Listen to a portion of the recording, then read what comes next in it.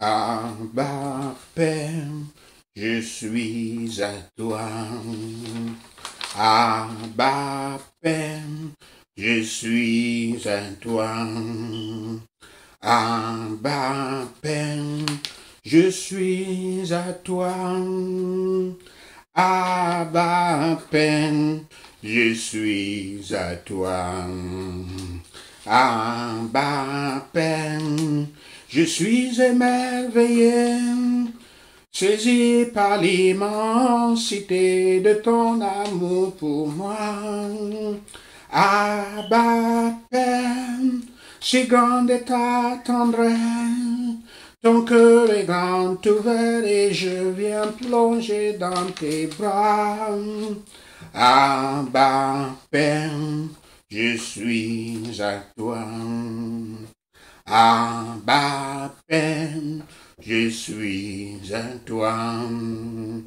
Abba, Père, je suis à toi. Ouvrons notre Bible au livre de Josué, chapitre 1. Josué 1. Josué installé comme leader. Josué installé comme leader. Ceci est un écrit pour révéler la fidélité de Yahweh et comment, par la foi dans les promesses de Dieu, le peuple de Dieu peut surmonter et expérimenter sa délivrance qui change la vie. Il existe une certaine tradition qui revendique Josué comme l'auteur de ce livre. Mais tout ce qu'on peut dire à ce stade, c'est que l'auteur est inconnu, tout comme la date de sa rédaction, de la rédaction du livre. Pendant des siècles, les descendants d'Abraham avaient prévu de posséder la terre que Dieu avait promis aux patriarches de l'alliance abrahamique dans Genèse, comme nous le voyons dans Genèse 12, versets 1 à 3, Genèse 15, versets 5 à 8, puis réitéré à Isaac et Jacob. Josué, Yehoshua, le nom qui lui a été donné, et Josué, c'est notre modernisation du mot, comme on l'a fait au XVIe siècle avec Yahshua, on l'a transformé en Jésus. Josué, donc Yahushua, ce qui signifie Yahweh est le salut, est l'histoire convaincante de l'accomplissement de cette promesse. Ce livre a le nom de son personnage principal comme son centre. Josué avait été choisi et nommé par Yahweh juste avant la mort de Moïse. Le livre de Josué est l'histoire de Josué et d'Israël, car avec l'aide de Yahweh, ils ont conquis la terre promise, Canaan. Le peuple a miraculeusement traversé le Jourdain et a conquis la ville de Jéricho. Puis, avec l'aide de Dieu, ils prennent rapidement possession de toutes les principales régions de Canaan. Avant que Josué ne mourût, il rappela aux hommes les promesses de l'alliance de Dieu. Il chargea le peuple de continuer à aimer et à obéir Yahweh. Publiquement, il parla de sa propre volonté de servir Yahweh quand il avait dit, je cite, je lis, « Choisissez aujourd'hui qui vous voulez servir, ou les dieux que servaient vos pères au-delà du fleuve, ou les dieux des Amoréens dans le pays desquels vous habitez. Moi et ma maison, nous servirons Yahweh. » Fin de citation. Ceci est dans Josué 24, verset 15. Voici donc l'histoire du passage d'Israël pour la terre de Canaan, la conquérant et la divisant sous le commandement de Josué, et leur histoire jusqu'à sa mort.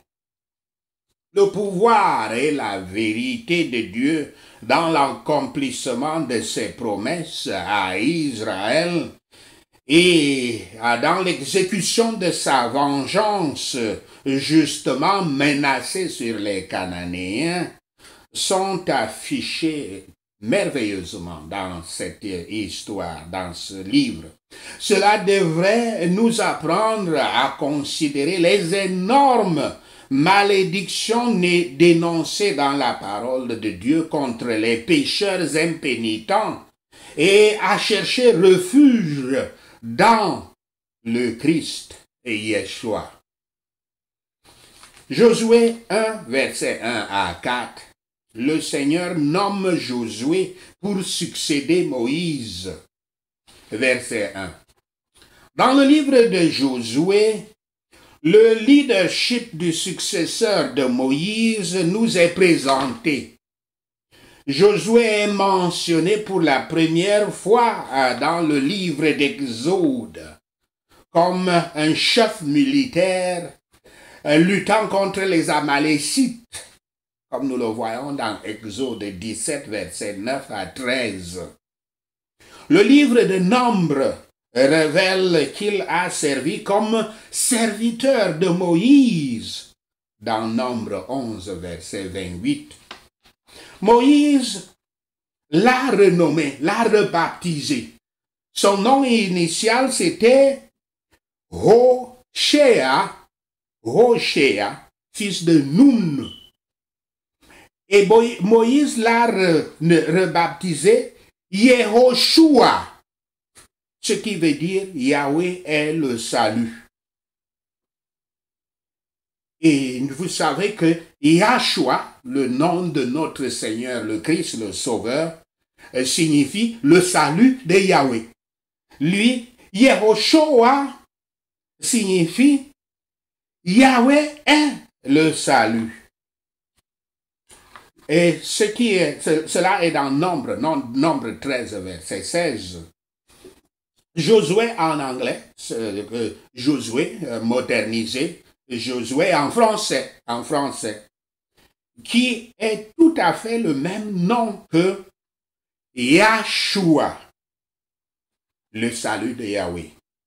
Son nom était encore raccourci, le nom de Yehoshua, de Josué, était encore raccourci pour devenir Yeshua dans le livre de Néhémie, Néhémie 18, verset 17. De même que les scribes avaient également raccourci le nom de Yahshua, le Christ, en Yeshua. Selon la chronologie biblique, Josué vécut entre 1355 et 1245 avant le Christ, ou vers la fin de l'époque de l'âge de bronze. Comme l'équivalent hébraïque du nom Yahshua, Joshua typifie l'œuvre sacrificielle qui viendra plus tard pour tous les hommes à travers Yahshua, dont la vie sacrificatrice, dans la vie salvatrice surtout, fournit aux croyants de la rédemption et au pouvoir d'entrer en possession de notre héritage en Christ. Josué avait aidé Moïse. Celui qui était appelé à honorer avait été longtemps habitué aux affaires. Celui qui était donc appelé à être honoré avait été habitué aux affaires. Notre Seigneur Yahshua avait pris sur lui la forme d'un serviteur. Josué, lui était formé sous le commandement. La leçon, c'est que ceux qui ont appris à obéir sont les plus aptes à gouverner. Nous pouvons le dire autrement. Ceux qui n'ont jamais appris à obéir deviennent très facilement de mauvais leaders, de personnes qui puissent gouverner. L'élimination des hommes utiles devrait presser les survivants à être plus diligents à faire le bien. Il leur dit, lève-toi, traverse le Jourdain. Le Seigneur dit à Josué, lève-toi, traverse le Jourdain. À cet endroit et à ce moment-là, les rives étaient débordées. C'était comme de l'inondation. Josué n'avait pas de pont ni de bateau, mais il devait croire que Yahweh, ayant ordonné au peuple, va ouvrir un chemin. Il ne sait quel chemin, mais il savait par la foi que Yahweh allait faire quelque chose, ouvrir un chemin, quelque chose.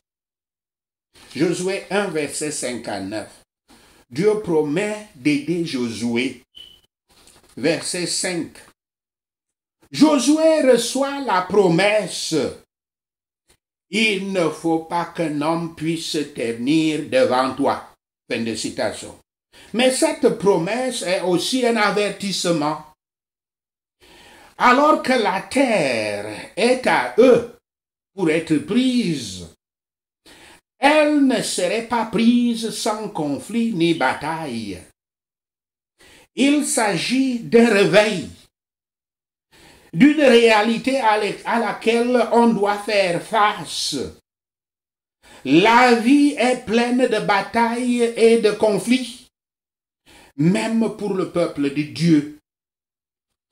Verset 6. La question devant Josué et le peuple est l'appel de Dieu à être fort et courageux. Dieu appelle Josué à un ministère spécial, mais difficile. Celui qui a énormément de défis et d'obstacles, bien au-delà de ses compétences et de ses capacités. Versets 7 à 8. Le courage de Josué est le résultat direct de la connaissance de la volonté de Yahweh, comme cela est dit dans Éphésiens 5, versets 9 à 10. Aussi, il est rappelé à Josué qu'il a déjà été préparé pour cela quand il était en étant serviteur de Moïse. Indépendamment des obstacles, Josué est chargé d'agir selon la volonté de Dieu, par la foi dans la personne de Yahweh. Les promesses, ses promesses et sa provision. Maintenant, Josué commence à examiner la terre, à mesurer l'ennemi et à préparer les hommes à la bataille. Josué doit faire de la loi de Dieu sa règle. Il est chargé de la méditer jour et nuit afin qu'il puisse la comprendre. Quelles que soient les affaires de ce monde dont nous devons nous occuper, nous ne devons pas négliger les choses indispensables. La parole de Dieu est l'une de ces choses indispensables. Toutes ces ordonnances au peuple et ses jugements doivent être conformes à la loi. C'est ça le bon leader. La loi ici, c'est la loi de Dieu. Yahshua avait dit, et je cite, Les paroles que je vous ai dites sont esprit et vie. Fin de citation. C'est une citation de Jean 6, verset 63.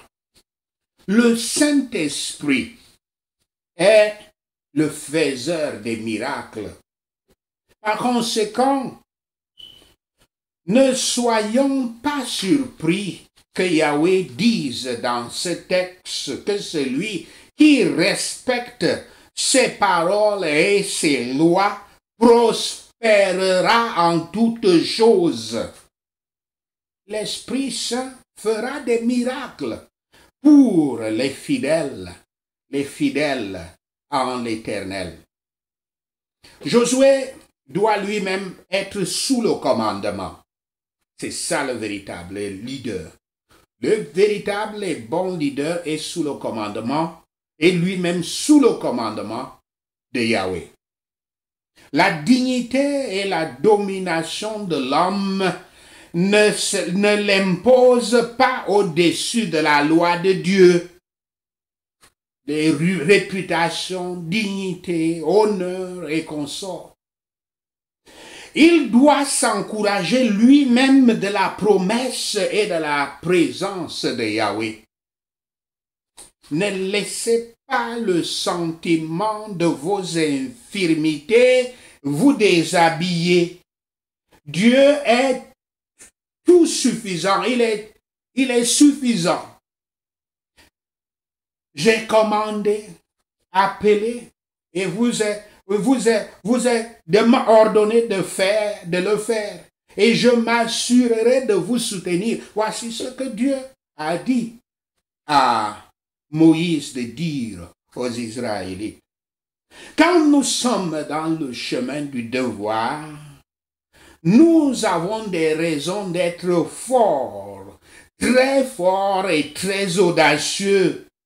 Notre Seigneur Yahshua, comme Josué ici, avait été porté dans ses souffrances en respectant la volonté de Dieu et les commandements de son Père. Josué 1, verset 10 à 15. Préparation pour passer sur le Jourdain. Verset 10 à 15. Notez la réponse immédiate et obéissance. Notez la réponse immédiate et obéissante de Josué, indépendamment des obstacles qui se dressent devant eux. Le grand obstacle étant cette rivière du Jourdain en crue. Il y a une note d'urgence, de certitude, d'espérance et de foi dans les ordres de Josué, les ordres qu'il donne à ses hommes. Comme l'a ordonné Yahweh, le nouveau chef prend en charge et suit les ordres du Seigneur avec confiance. Josué dit au peuple, vous passerez par le Jourdain et vous posséderez le pays. Parce qu'il ne le dit pas pour n'importe quelle raison, mais parce que Dieu le lui avait dit. Parce que Dieu le lui avait dit, ça suffit, il peut engager les hommes. Nous honorons la vérité de Dieu lorsque nous ne nous étonnons pas de la promesse de Dieu. Nous ne devons pas questionner la promesse de Dieu. Nous devons obéir à la promesse de Dieu, accepter, croire à la promesse de Dieu. Les deux tribus édémies, tribu de Ruben, Gad et la moitié de la tribu de Manassé, devaient traverser le Jourdain avec leurs frères, même comme ils avaient déjà leur terre du côté est du Jourdain. Quand Dieu, par sa providence, nous a donné du repos, nous devons considérer quel service nous pouvons rendre à nos frères. Quand Dieu nous a déjà bénis, nous a donné notre portion et nous a donné déjà notre providence, notre grâce. Ce que nous devons faire immédiatement, au lieu de nous asseoir et en jouir seuls, nous devons penser à nos frères qui, eux, n'ont pas cette grâce. Ça, c'est un commandement qui n'est pas écrit, mais c'est le principe central de l'attitude du chrétien. Josué 1, verset 6 à 18. Le peuple promet d'obéir à Josué. Le peuple d'Israël s'engage à obéir à Josué. Je cite, « Tout ce que tu nous ordonnes de faire, nous le ferons facilement, sans murmurer ni contester. Et partout où tu nous envoies, nous irons. » Fin de citation. Le mieux que nous pouvons demander à Dieu pour nos magistrats, c'est qu'ils aient la présence de Dieu. Cela nous apportera des bénédictions, de sorte que, en cherchant cela pour eux, en priant de cette manière pour eux, nous consulterons nos propres intérêts. Puissions-nous donc être en mesure de nous inscrire sous la bannière du capitaine de notre salut, être obéissants à ses commandements et mener le bon combat de la foi avec tous ceux qui ont confiance en son nom, contre tous ceux qui s'opposent à son autorité. Car quiconque refuse de lui obéir doit être détruit. Sachons cela, et le Seigneur Yahweh vous bénira. Amen. Alléluia. Annonce. Le 1er juillet, qui arrive dans quelques jours, nous allons commencer notre programme annuel de jeûne et de prière de 40 jours pour 40 jours. Le Seigneur nous a réduit ça à 40 jours, merci pour lui, quand je le lui ai demandé, parce que les années dernières, les 2 dernières années, nous faisions 150 jours. Donc, et le Seigneur nous parle chaque jour pendant les 40 jours. Il nous fait des révélations. Il est avec nous. Le jeûne sera de minuit à 15 heures de l'Est des États-Unis, ce qui correspond à 21 heures, heure de l'Afrique de l'Est, de l'Ouest et de l'Europe de l'Ouest. 21 heures à peu près. Et nous nous rencontrons donc à la prière à 3 heures pour écouter la parole de Dieu. La présentation sera enregistrée en direct sur Facebook avec les nouveaux outils interactifs. Je vous encourage de participer, de vous y mettre, d'amener tous vos problèmes devant Dieu, et à cause de la présence du Saint-Esprit qui sera avec nous pendant toute cette période, vos problèmes seront nécessairement résolus pendant les 40 jours. Et si vous obéissez à toutes les directions, à toutes les instructions que le Saint-Esprit vous donnera. Allons-y à nos points de prière. Prions pour le cœur d'un leader serviteur. Prions pour que le Seigneur nous donne le cœur d'un leader serviteur et non pas un leader autocrate, le leader du monde. L'écriture à mémoriser, c'est Matthieu 20, versets 20 à 28. Je lis. Alors la mère des fils de Zébédée s'approcha de Yahshua avec ses fils et se prosterna pour lui faire une demande. Il lui dit, « Que veux-tu? Ordonne, lui dit-elle. » Elle répondit, « Ordonne, lui dit-elle, que mes deux fils que voici soient assis dans ton royaume, l'un à ta droite et l'autre à ta gauche. » Yahshua répondit, « Vous ne savez pas ce que vous demandez. Pouvez-vous boire la coupe que je dois boire? » Nous le pouvons, dirent-ils.